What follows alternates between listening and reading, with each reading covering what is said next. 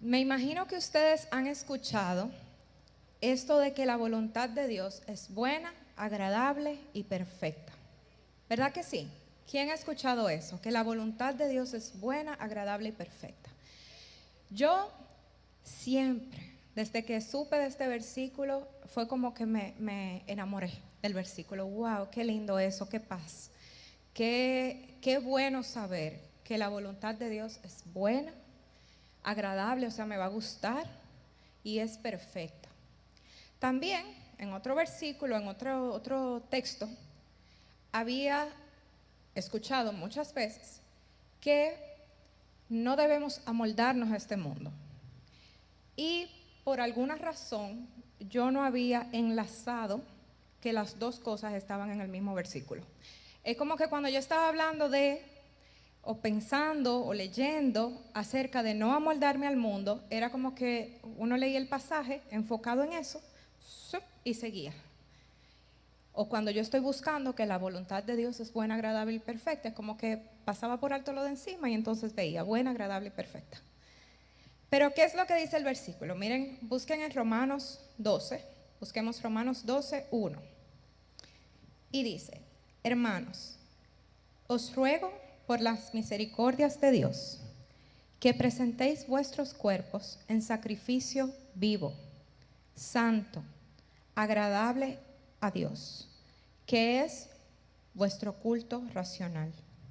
No os conforméis a este siglo, sino transformaos por medio de la renovación de vuestro entendimiento. Entonces, para que comprobéis cuál es la buena voluntad de Dios, agradable y perfecta. O sea, casi como si una cosa dependiera de la otra. Para uno poder disfrutar esa buena voluntad de Dios, agradable y perfecta, primero yo tengo que no amoldarme a este mundo. Y como mi papá nos ha venido enseñando de unos meses para acá a buscar en diferentes versiones de la Biblia, miren, me dio un trabajo grandísimo decidirme por nada más 10 versiones o por ahí, porque yo digo, wow, qué rico uno leer el mismo pasaje, lo mismo, el mismo texto, de maneras diferentes. Déjenme ver si tenemos aquí, sí. Miren cómo dice aquí: ya no vivan según los criterios del tiempo presente. Eso nos da una perspectiva diferente. Ya no vivan según los criterios del mundo presente. Al contrario, cambien su manera de pensar para que así cambie su manera de vivir. Dale al próximo. No se adapten a este mundo, sino transfórmense mediante la renovación de su mente. Hay como un home aquí, si me pueden dar una ayudita. Dale al próximo. No se amolden a la conducta de este mundo. Dale al próximo. No imiten las conductas ni las costumbres de este mundo. Más bien dejen que Dios los transforme en personas nuevas, al cambiarles la manera de pensar. Próximo. No vivan según el modelo de este mundo. No se amolden a los criterios de este mundo. No adopten las costumbres de este mundo. Ustedes ven cómo cada una nos manda a no imitar. Hay una que dice, no, déjame ver, dale la próxima. Y no vivan ya como vive todo el mundo. O sea, una cosa como si ya estuviera pasando, como que uno no tiene que hacer absolutamente nada. Esta manera de pensar del mundo, esta manera de actuar del mundo, uno la va absorbiendo. Sin siquiera darse cuenta, uno va adaptándose. No es un asunto necesariamente que uno lo hace de manera activa. Ok, la gente dice malas palabras, déjame decir malas palabras. No, es como que a uno se le van pegando esas cosas. Y en la Biblia, aquí se nos está diciendo que no nos amoldemos. O sea, una acción tenemos que estar conscientes de que el mundo está activamente tratando de cambiar nuestra manera de pensar, activamente tratando de moldear nuestra cosmovisión, activamente tratando de modificar nuestra conducta. Y eso es muy evidente en muchas cosas. A veces uno ni se da cuenta, a veces son cosas sutiles, pero a veces son cosas muy evidentes, las que uno dice, mira, el mundo definitivamente tiene el propósito expreso de cambiar la manera en que yo pienso.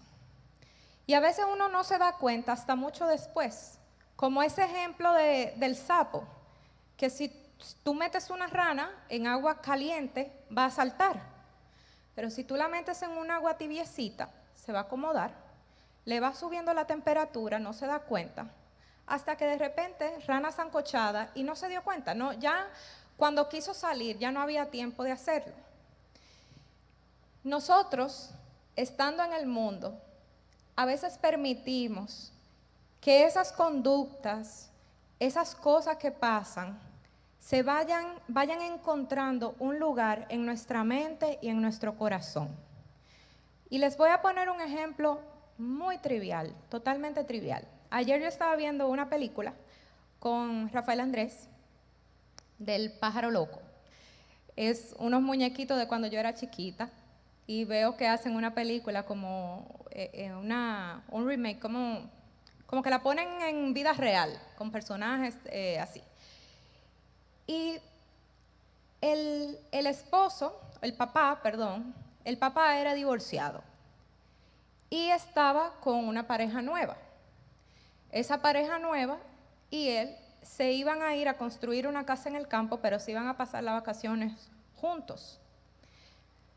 Yo digo, wow, qué sutil. Es una película para niños. Pero ¿cuál es el mensaje? Se puede ir con el novio de vacaciones, ¿verdad? Se puede. Es una película para niños, se puede ir con el novio de vacaciones, no pasa nada. Ya eso a la mayoría de personas ni le alarma. Ya uno ni cuenta se da de el terreno peligroso en el que uno se está metiendo cuando se va con un novio de vacaciones. O sea, ¿qué espera que pase? No hay que ser un científico de la NASA para saber eso, ¿verdad? Y otra cosa, en las películas yo me doy cuenta inmediatamente cuando viene una infidelidad. Inmediatamente. Les voy a dar el truco. Como dice mi papá, les voy a dar la clave. Para saber cuándo en una película viene la infidelidad, la pareja hace algo muy malo primero, para que entonces uno justifique al protagonista cuando se va con la otra o se va con el otro.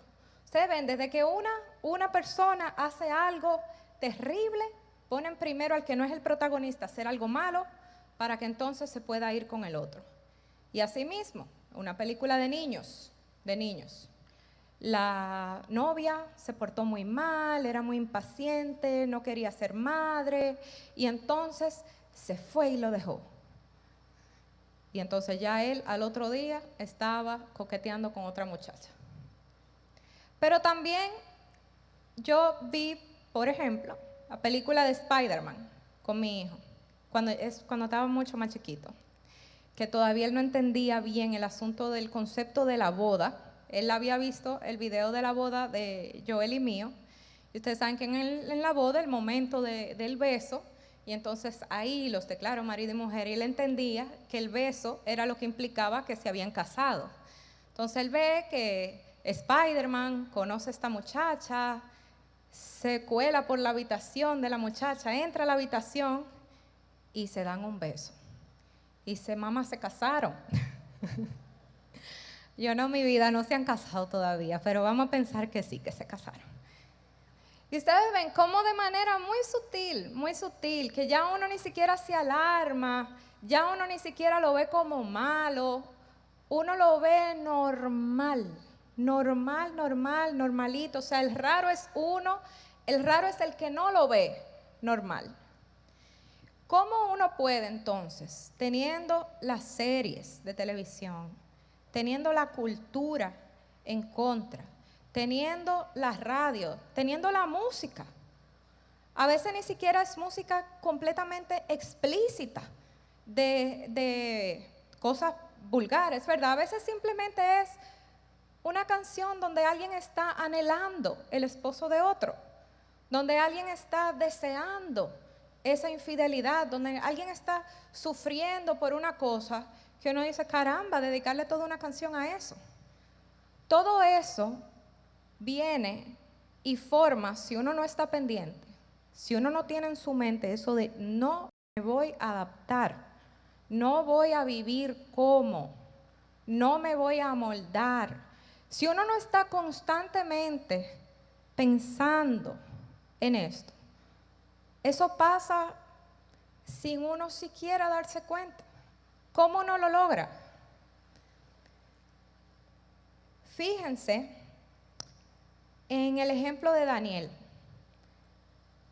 ¿Qué pasó con Daniel?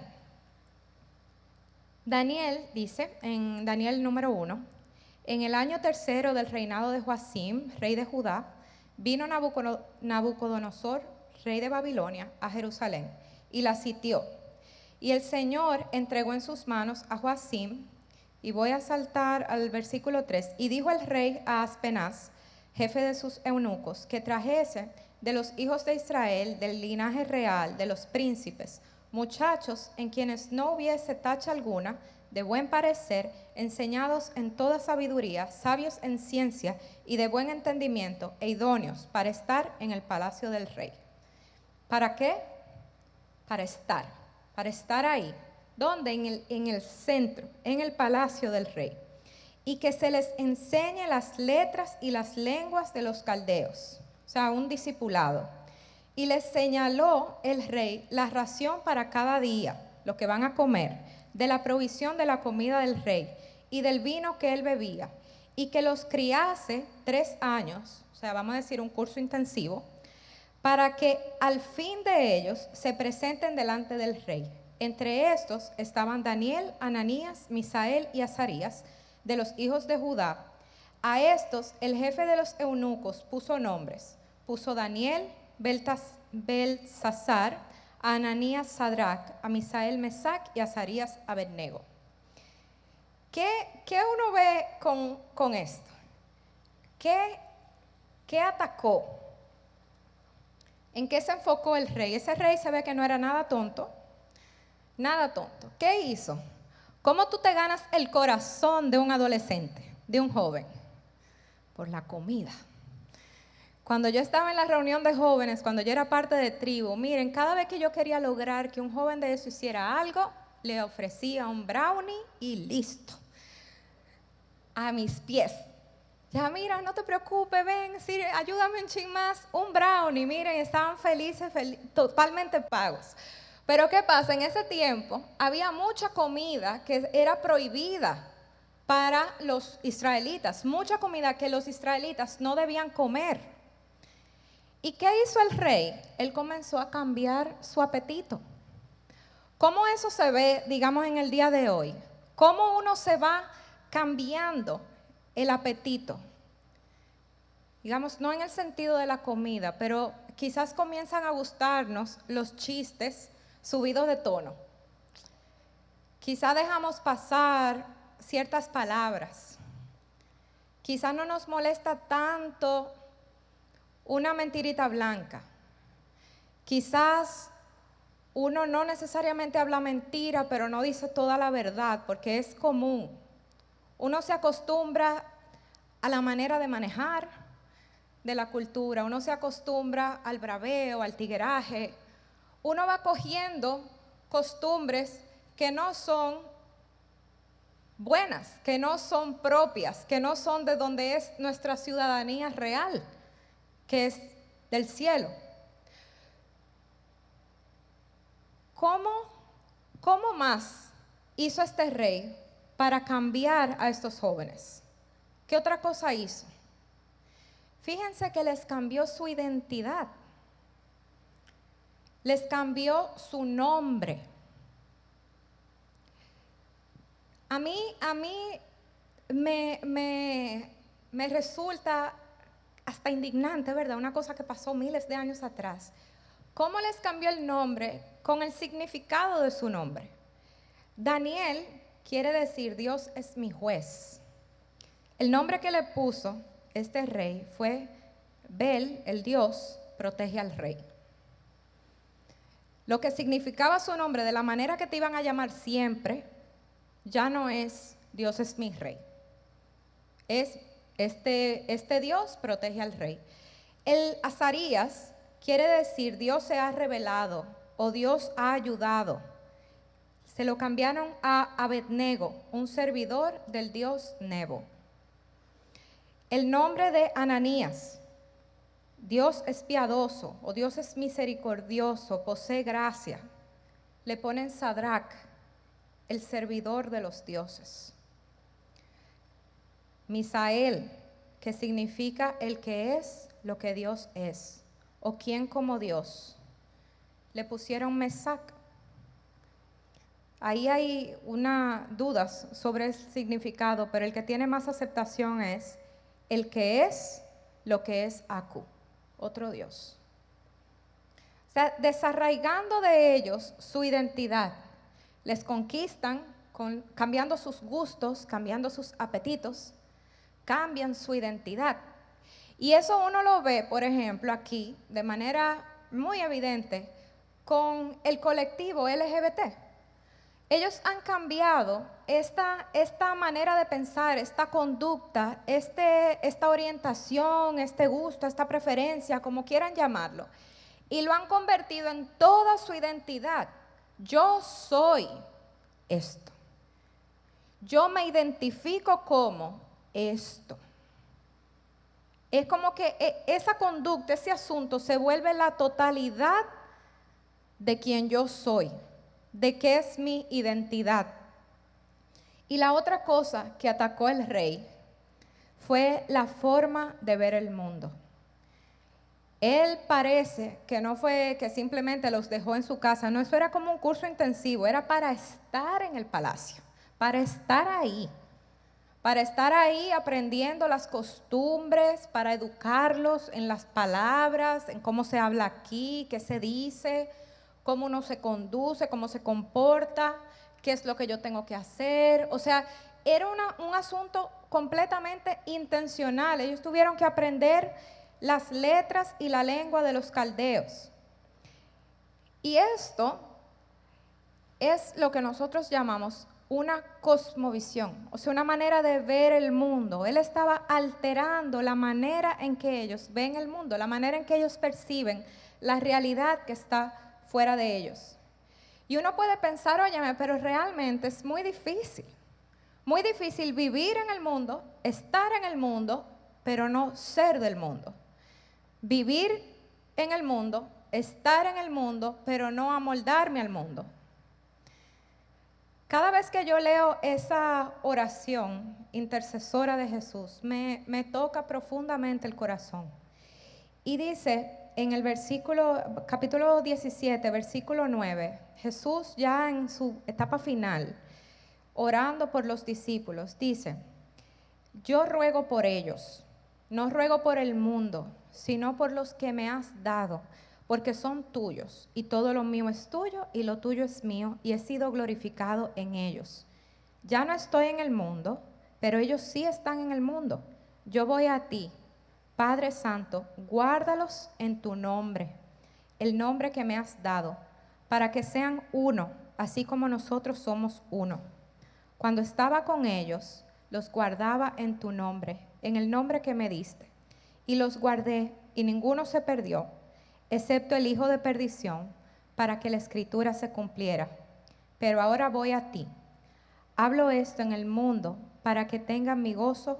Hablo esto en el mundo para que tengan mi gozo completo en sí mismos. Yo les he dado tu palabra y el mundo los ha odiado porque no son del mundo, como yo tampoco soy del mundo. No te ruego que los saques del mundo, sino que los guardes del maligno. Ellos no son del mundo, como tampoco yo soy del mundo. Santifícalos en la verdad. Tu palabra es la verdad. Como tú me enviaste al mundo, yo también los he enviado al mundo. Y por ellos yo me santifico, para que ellos también sean santificados en la verdad. Amén. Y ahí Jesús ora incluso por los que van a creer a través de ellos. Si ustedes se fijan y leen con detenimiento, en el versículo 14 Jesús dice, yo les he dado tu palabra, la palabra de Dios, lo que Dios ha dicho. Dice en el versículo 19, en el último, para que ellos también sean santificados en la verdad. Y vuelve y habla de la verdad y de la palabra de Dios, y la verdad y la palabra de Dios. ¿Cómo entonces uno lo logra? ¿Cómo uno logra no amoldarse? ¿Cómo uno puede lograr eso cuando hay un mundo entero que te está rodeando, presionándote de todas partes para que cojas una forma? La manera en que uno lo logra es volviendo siempre a la palabra de Dios, volviendo una y otra vez a la palabra de Dios. A mí me resultó muy interesante. Hace un tiempo yo entrevisté y les he contado a una señora que fue educadora de educación sexual integral por más de 10 años. Y yo le pregunté, dije, Mónica, ¿qué te hizo cambiar? Porque ella contó muchas cosas que le habían pasado y cómo ella veía a los jóvenes y cómo ella veía a sus estudiantes, las experiencias terribles que había tenido, pero seguía dando clases. Yo le dije, ¿qué te hizo cambiar? Y ella se rió y me dijo, bueno, para mí el cambio fue convertirme. Dije, oh, wow. Para mí el cambio fue conocer a Dios. Cuando yo vi que toda esta educación sexual integral estaba entrando en nuestro país y eso, yo dije, bueno, pero quizás si conseguimos un buen programa, un mejor programa, para entonces en vez de darle este terrible, le damos aquel. Y ella me dijo, no, es que tú le puedes dar el programa que sea, es un problema del corazón. Es un problema del corazón. La promiscuidad sexual no se combate con un mejor curso. Se combate reconociendo la palabra de Dios. Yo dije, pero eso es completamente coherente con lo que dice la Biblia. En el Salmo 119 dice, ¿cómo guardará el joven su camino? ¿Cómo puede guardar el joven el camino del Señor? Guardando la palabra. Todo vuelve a la palabra. Y en Deuteronomio, cuando el Señor le da estas normas al pueblo de Israel, le dice todo lo que no tienen que hacer, todo lo que sí tienen que hacer, todas las reglas, todas las normas, todo lo importante, todo lo que tenían que guardar. La instrucción que les dio fue Deuteronomio, vamos a ver.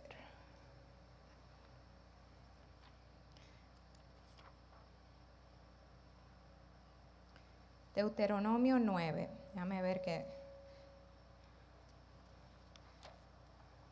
Aquí está. Deuteronomio 6, perdón, del 6 al 9. Dice, estas palabras que yo te mando hoy estarán sobre tu corazón y diligentemente las enseñarás a tus hijos y hablarás de ellas cuando te sientes en tu casa, cuando andes por el camino, cuando te acuestes, cuando te levantes. Las atarás como una señal en tu mano y serán por insignia entre tus ojos. Y las escribirás en los postes de tu casa y en tus puertas.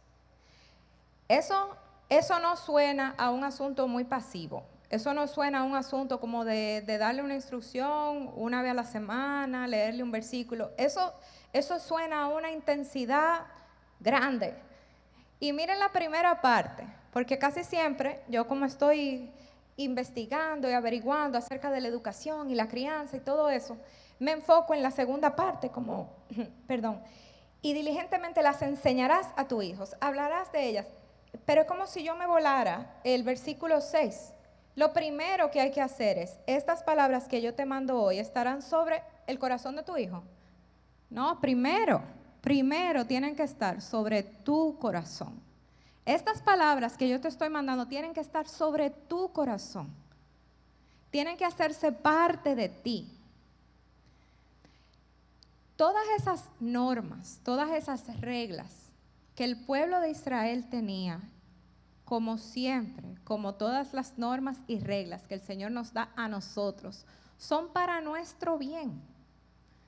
¿Ustedes creen que el Señor, Dios, está ahí queriendo molestarnos la vida, queriendo complicarnos las cosas? No. El Señor nos da normas, nos da reglas porque quiere nuestro bien. De la misma manera en que uno le da normas y reglas a su niño, mira, la cosa de vidrio, uno no le pone la mano. No es que uno le quiere arruinar la diversión al niño. Uno quiere protegerlo de un daño mayor. Mira, no juegues tan cerca del bordecito. No es que uno quiere dañarle la diversión al niño. Uno quiere su bien. Uno quiere que no se mate, cayéndose de el borde de un asunto alto. De esa misma manera, Dios está poniéndonos rieles, diciéndonos por dónde andar, no para complicarnos la vida, no para hacernos la vida menos divertida, no para que uno no pueda amar a todo el que quiera amar, no. El Señor está dándonos un patrón de conducta para nuestro bien, para que a nosotros nos vaya bien. Nosotros agradamos a Dios cuando hacemos lo que Él nos pide, pero nosotros también somos bendecidos al hacer lo que Él nos pide. Y uno puede ver la consecuencia física, la consecuencia que todo el mundo, se le hace evidente a todo el mundo, de caminar lejos de los caminos de Dios. Yo no sé cómo Israel al día de hoy no se ha dado cuenta de eso, está todo escrito en su propia Biblia. Para ellos la Biblia son solamente los primeros 5 libros. Y uno ve cuando el pueblo obedece, a Israel le va bien. Cuando el pueblo desobedece, a Israel le va mal. Cuando nosotros hacemos la voluntad del Señor en nuestras vidas, cuando le obedecemos, nos va bien. Cuando nosotros vamos en contra de lo que el Señor nos ha dicho, nos va mal. En el versículo 12, capítulo 12 de Deuteronomio, siguiendo ahí, 12:28, dice: guarda y escucha todas estas palabras que yo te mando, para que haciendo lo bueno y correcto ante los ojos de Jehová, tu Dios, te vaya bien a ti y a tus hijos después de ti para siempre. Yo no sé si ustedes han tenido la oportunidad de ver cómo una persona que se ha ido del país, un dominicano que se haya ido del país, trata de preservar su cultura dominicana con sus hijos. Trata de enseñarle, una persona que ame su país, que ame la República Dominicana, cómo trata de preservar esa cultura en sus hijos, cómo trata de enseñarle la bandera, de cocinarle comida dominicana, de ponerle música, su merenguito, su salsita, para que sepa, para que conozca, qué esfuerzo tiene que hacer una persona que vive en otro país para lograr preservar su cultura. A mí me da gracia, por ejemplo, ver aquí a nuestros hermanos venezolanos, por ejemplo, que viven aquí en República Dominicana, pero hacen su arepa, le enseñan a sus hijos sus palabras, le hacen su comida venezolana que nos encanta a todos, y hacen un esfuerzo en preservar en sus hijos una cultura que ellos todavía no han visto. Una cultura que no se sabe cuándo ellos van a volver a experimentar, que no se sabe cuándo sus hijos van a poder volver a experimentar. Imagínense el esfuerzo que tenemos que hacer nosotros, que tenemos una ciudadanía en el cielo, que nuestro verdadero país, por así decirlo, pertenece al reino de Dios, que nosotros no tenemos las normas, las reglas de aquí, de esta tierra, que nosotros lo que aquí se puede considerar como bueno, para nosotros no lo es. Lograr un asunto con tigueraje, eso no nos aporta, no nos hace bien. Lograr un asunto diciendo mentiras, a otro le puede parecer, wow, mira, se la comió. Para nosotros entendemos que eso le duele al corazón de Dios. Nosotros estamos viviendo una subcultura dentro de una cultura, como esas personas que viven aquí y no son de aquí, también nosotros estamos todos aquí, todos en este mundo aquí, pero no somos realmente de aquí. Y es importante que nosotros siempre vayamos otra vez, una y otra vez a la palabra del Señor. Que uno no se deje llevar por cosas incluso sutiles, que personas incluso cristianas, mujeres, voy a hablar a las mujeres que cristianas, siervas de Dios, aman a Dios, temen a Dios, pero a la playa se va en bikini. Es como si el versículo, la enseñanza del pudor y la modestia no aplicara en la playa.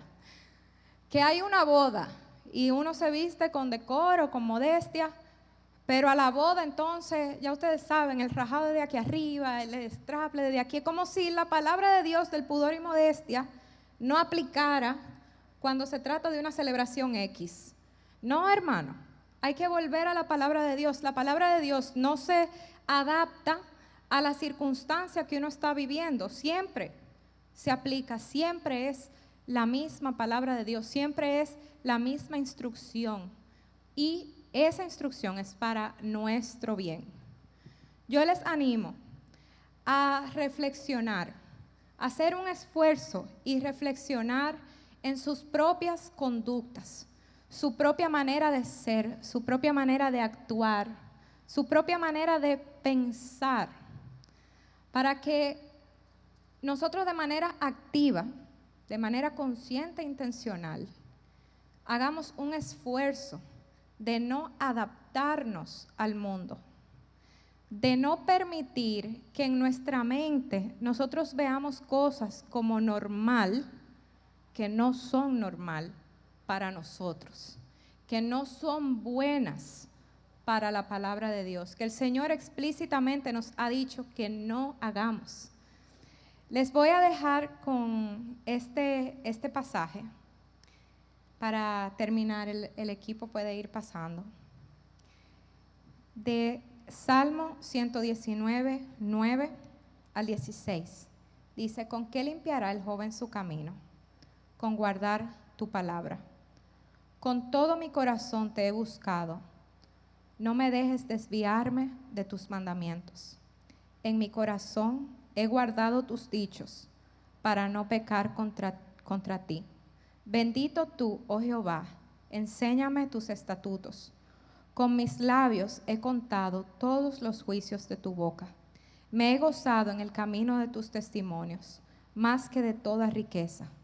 En tus mandamientos meditaré, consideraré tus caminos. Me regocijaré en tus estatutos, no me olvidaré de tus palabras. Hermanos, que el Señor nos ayude a vivir una vida que le agrade a Él. Que el Señor nos ayude a tener una conducta no solamente de afuera, sino, como dice ese versículo, transformando nuestra manera de pensar, que es un asunto que ya uno no piense, que el filtro por el cual uno ve la vida ya no sea el filtro del mundo, que la manera en que uno le hace sentido a lo que pasa no sea por la cultura del momento, por lo que está sucediendo en el momento, que la moda con la que yo me vista no esté desagradando a Dios, porque eso es lo que se usa ahora, que uno siempre vaya otra vez a la palabra del Señor y que eso sea lo que rija nuestra manera no solamente de actuar, sino nuestra manera de pensar. Que el Señor les bendiga.